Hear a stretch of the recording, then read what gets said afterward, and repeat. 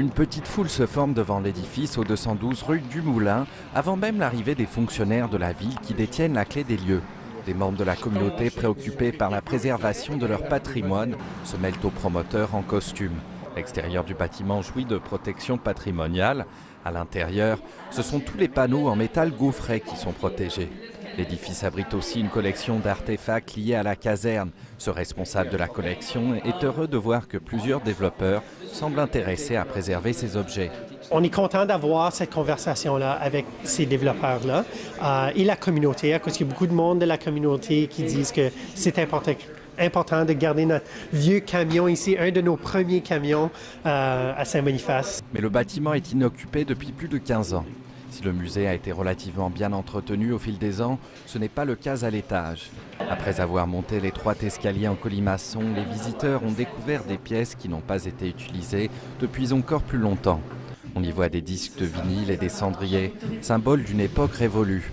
Entre l'amiante, les murs lézardés, la peinture écaillée et la moisissure, ce sera toute une entreprise de rénover l'édifice. Certains, comme ces designers d'intérieur qui accompagnaient une firme de développeurs, restent inspirés. Elle est tellement belle, il y a tellement d'histoires dans cette bâtisse ici. Alors, j'espère de voir plus de l'histoire et voir si qu'est-ce qu'on peut garder de la bâtisse, comme par exemple le toit qui est tellement beau. Parmi la trentaine de visiteurs, beaucoup discutent de la possibilité que la caserne soit transformée en café, en restaurant ou en microbrasserie. Le cas échéant, les habitants de la paisible rue du Moulin pourraient poser obstacle. Mais pour ce propriétaire qui rénove une maison en face de la caserne, un tel établissement ne ferait qu'améliorer la vie de quartier.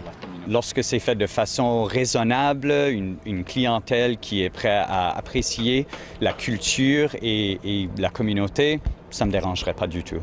Les intéressés pourraient chercher à acheter la caserne seulement, l'ancien hôtel de ville seulement, ou les deux. La visite de l'ancienne caserne a attiré plus de personnes que l'hôtel de ville, qui jouit de nombreuses protections patrimoniales. La quasi-totalité de l'intérieur du bâtiment est protégée, ainsi que tous les éléments extérieurs.